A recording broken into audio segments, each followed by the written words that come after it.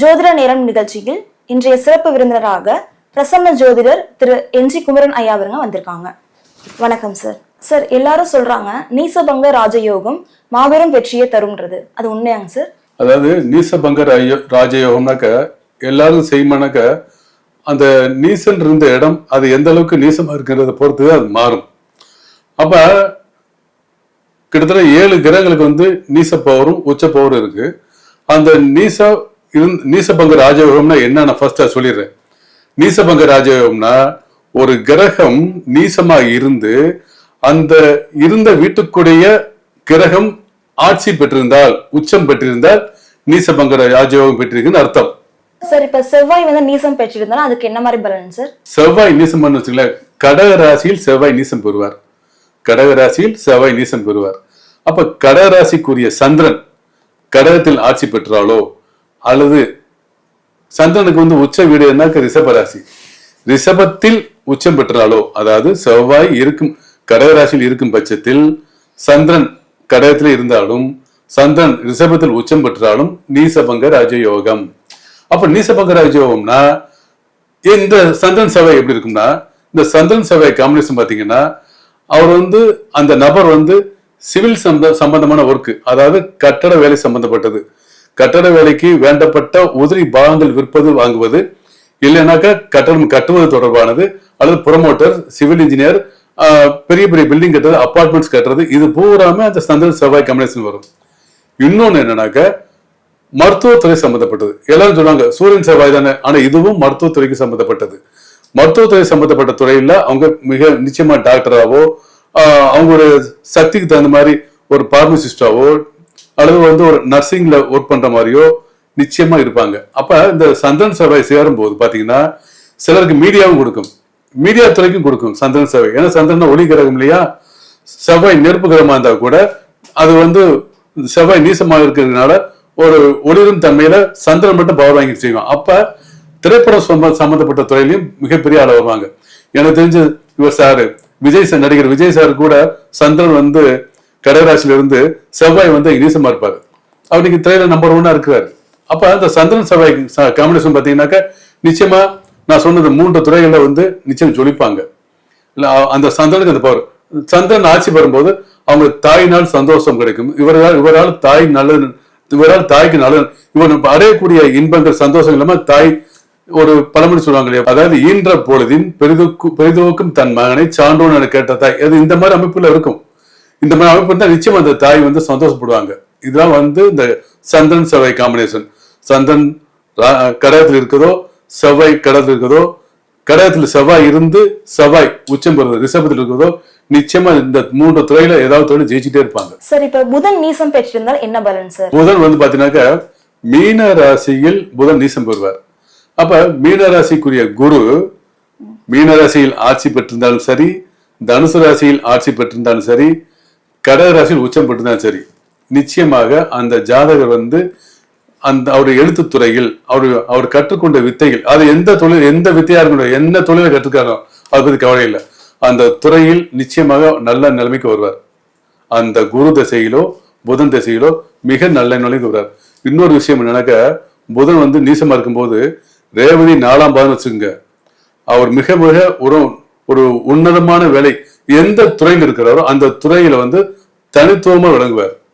இப்போ உதாரணத்துக்கு ஒரு ஐடி ஃபீல்டு வச்சுங்களேன், அந்த ஐடி ஃபீல்ட்ல புதன் நீசமா இருந்து குரு ஆட்சி பெற்றுக்கான்னு வச்சுங்களேன், அல்லது உச்சமா இருக்கான்னு வச்சுங்களேன், அவர் ஐடி ஃபீல்ட்ல இருந்தாருனாக்க அந்த ஐடி ஃபீல்ட்ல எந்த அந்த டிபார்ட்மெண்ட்ல எது உச்சக்கட்ட பதவியோ அந்த உச்சக்கட்ட பதவி அடைஞ்சிருவார். இல்லைன்னா அந்த டிபார்ட்மெண்ட்ல ஒரு 5 பேர் வேலை பார்க்கறான்னு வச்சுக்கல, அந்த 5 பேருக்கும் ஒரே மாதிரியான வேலைன்னா இந்த 5 பேர்ல இவர் மட்டும் தனித்துவமா தெரிவார்.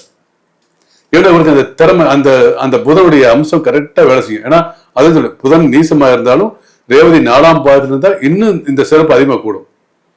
அந்த புதன் திசை வரணும் அல்லது குரு திசை வரணும். அப்படி வரும்போதுதான் அவருக்கு அந்த தன்மை அதிகமா ஆரம்பிக்கும். குரு திசை வரும்னு வச்சுங்களேன், அவர் கோயில் கட்டுவாரு, கோயிலுக்கு டொனேஷன் தருவாரு, கோவில் கும்பாசம் நடத்தி காட்டுவாரு. இவர் ஆசானுக்கு மேல வர்றாரு. இவர் எந்த வித்தையை எந்த ஆசான்ட கத்துக்கிட்டாரு, குரு ஆசான் இல்லையா, எந்த வித்தையை ஆசான்ட கத்துக்கிட்டாரோ அந்த ஆசான் பெருமைப்படக்கூடிய அளவுக்கு நல்ல நல்ல விஷயம் செஞ்சு கொடுப்பாரு. இவருடைய தொழில்துறை மூலம் ஒரு உதாரணத்துக்கு வந்து ஒரு ஆசாண்ட ஒரு வித்தையை கத்துக்கிட்டாரு வச்சுங்களேன்.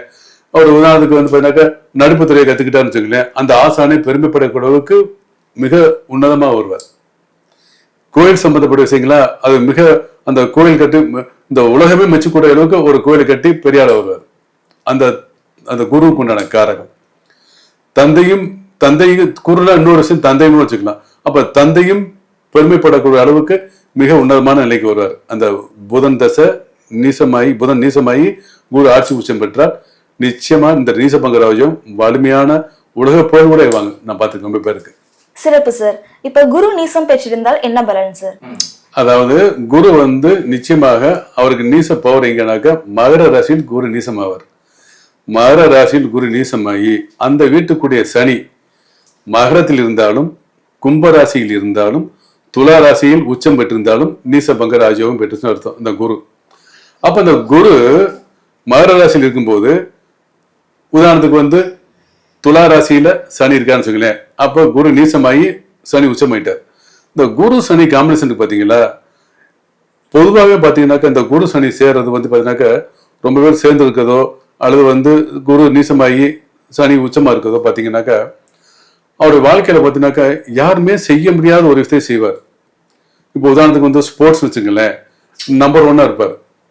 ஒரு உயரமான கட்டிடத்துல ஏறதோ, அதாவது எவரெஸ்ட் மலையில் ஏறதோ, அல்லது உதாரணத்துக்கு வந்து ஒரு டிபார்ட்மெண்ட் வேலை செய்யும் போது யாருமே செய்யாத வேலையை நான் செஞ்சு தரேன்னு சொல்லி செஞ்சு தரதோ, அந்த கம்பெனி மேனேஜர்ட்டையோ ஆபீசர்ட்டையோ ஓனர்ட்டையோ அந்த வேலையை என்கிட்ட கொடுங்க நான் செய்யறேன் பாரு. இந்த குரு சனி காம்பினேஷன், அதாவது குரு நீசமாகி சனி உச்சம் ஆட்சி பெறுவர் வந்து பாத்தீங்கன்னாக்கா எங்கே வேலை பார்க்குறாரோ, எந்த துறையில் இருக்கிறாரோ, எந்த கம்பெனியோ ஆபீஸோ கடை எது வேணா இருக்கட்டும், இவர் தானா முன் வந்து அந்த வேலை நான் செய்யறேன் அப்படின்னு சொல்லக்கூடிய திறமை படைத்தவர் இந்த குரு சனி காம்பினேஷன்.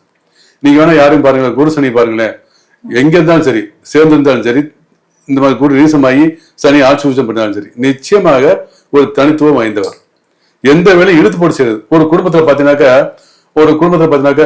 அந்த அந்த அந்த தம்பிகிட்ட போய் சொல்லுங்கப்பா கணக்கச்சின்னு வேலையை முடிச்சு கொடுப்பார் அப்படின்னு பேர் வாங்குறோம் போற அந்த குரு சனி தான். ஏன்னா அந்த குருவுக்கு அந்த பவர். எல்லாம் குரு நீசம் போச்சுனாக்கா அவருக்கு தெய்வ சக்தி இருக்காதான்னு கேட்பாங்க. அப்பெல்லாம் கிடையாது, தெய்வ சக்தி அதிகமா இருக்கும். ஏன்னா சனி உச்சமாயிட்டா இல்லையா, அந்த வீட்டுக்குரிய சனி உச்சமாயிட்டா இல்லையா, குரு கோயில்ல சாமி கும்பிடுறது, கோயிலுக்கு டொனேஷன் தர்றது, முதல்ல சொன்னீங்களா அதே மாதிரி கோயிலே தொண்டு செய்யறது, கோயிலே கதின்னு கிடக்கிறது. சனி வந்து உச்சமாயிட்டா நிச்சயமா வந்து வக்கீல் தொலைக்கு போயிட்டான்னு வச்சுக்கிற நிச்சயமா ஒரு புகழ்பெற்ற வக்கீல வருவார். இந்த குரு நீசமாகி சனி உச்சமாறுது.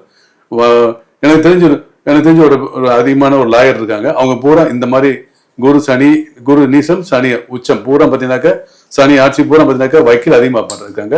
அது புகழ்பெற்ற வக்கீலா இருக்காங்க. நல்லது சார், சிறப்பு சார். இப்ப சனி நீசம் பெற்றிருந்தால் என்ன மாதிரியான பலன்களை தரும் சார்? கரெக்ட். சனி நீசம் பெற்றால் அப்படி பாத்தீங்கன்னாக்கா சனிக்கு வந்து மேச ராசியில் நீசம் பெறுவார். இது எல்லாருக்கும் தெரியும்.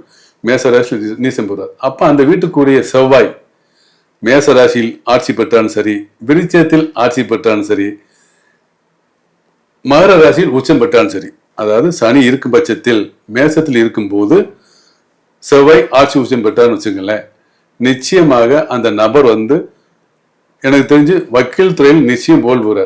வக்கீல் துறையில் நிச்சயம் போல்வார்.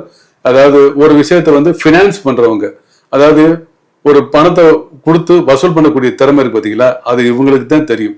ஒரு மத்தியஸ்தம் பண்றது, இந்த ஊருக்குள்ள அந்த வந்து நாட்டாமை சொல்லுவாங்க இல்லையா, கிராமத்துல நாட்டாமை சொல்லுவோம்ல, நீதிபதினு சொல்லுவோம் இல்லையா, அது இவங்க தான். ஏன்னா ஒரு நபருக்கு வந்து கரெக்டான ஒரு தீர்ப்பை தரக்கூடியவங்க இந்த சனி செவ்வாய் காம்பினேஷன். ஏன்னா சனி நீசமாகி செவ்வாய் ஆட்சி உச்சம் பெற போற கரெக்டா வேலை செய்யும். இன்னொரு விஷயம் பார்த்தீங்கன்னாக்கா இன்னும் சொல்ல சில வந்து ஆண்டவனுக்கு அடுக்காத சில விஷயங்கள் பார்த்தீங்கன்னாக்கா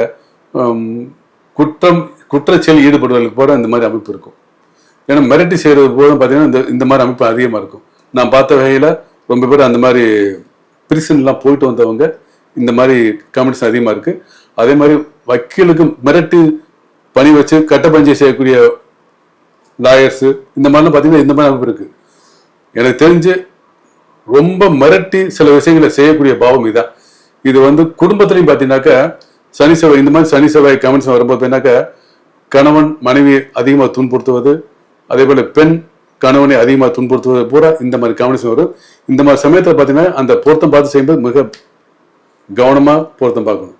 அந்த சனி செவ்வாய்க்கு இவ்வளவு பவர் இருக்கு, சாதாரண விஷயம் இல்லை. சார், திருமணத்திற்கு பின்பு இந்த சேர்க்கையினால ஏற்படக்கூடிய பாதிப்புகளை நிவர்த்தி செய்ய எதுவும் பரிகாரம் இருக்கா சார்? இதுக்கு பரிகாரம் உண்டு. நம்ம பரிகாரம் போயிட்டு வச்சுங்களேன், பல விதமான பரிகாரங்கள் இருக்கு, அடிக்கிட்டே போகலாம். இப்போ அதை விட பெட்டரா வந்து கிரகரீதியா சொல்றேன். குரு வந்து அந்த சனியை பார்த்தாலோ செவ்வாயை பார்த்தாலோ நிச்சயமா வந்து பரிகாரமே தேவையில்லை. நீங்க கோயில் மூலம் போய் செய்யணும் அப்படின்னாக்கா நீங்க சனீஸ்வர பவனுக்கு கோயிலுக்கு போனாலே போதும், அல்லது முருகன் கோயிலுக்கு போனாலே போதும். வாரம் செவ்வாய்க்கிழமை சனிக்கிழமை முருகன் கோயிலுக்கு போனாலும் சரி, சனீஸ்வர பவன் கோயிலுக்கு போனாலும் சரி, நிச்சயமா நல்லது நடக்கும். இதுதான் உண்மை. அதாவது இவங்க கேட்கறது சனி செவ்வாய் காம்பினேஷனுக்கு வந்து நிவர்த்தி என்ன பரிகாரம்னு கேட்கறாங்க. நான் சொன்னேன், இந்த முருகனுக்கு சனி செவ்வாய்க்கிழமை செவ்வாய் சனிக்கிழமை முருகன் கோயில் போறது சரி, நீங்க நல்லது. அதே போல சனீஸ்வர பவனை கும்புறது, அங்கே போய் விளக்கு போறதுலாம் ஓகே. ஒரு பரிகாரம் என்னன்னாக்கா, நீங்க குரங்கு இருக்கு இல்லையா, குரங்கு மாருதி, குரங்குக்கு போய் நீங்க உணவு கொடுத்தாலே போதும். எப்பனாக்க அதே சனி அல்லது செவ்வாய்க்கிழமை அல்லது மாசத்துல ஒரு நாள் பௌர்ணமி அன்னைக்கு குரங்குகளுக்கு நான் சொல்ற மாதிரி போடணும்.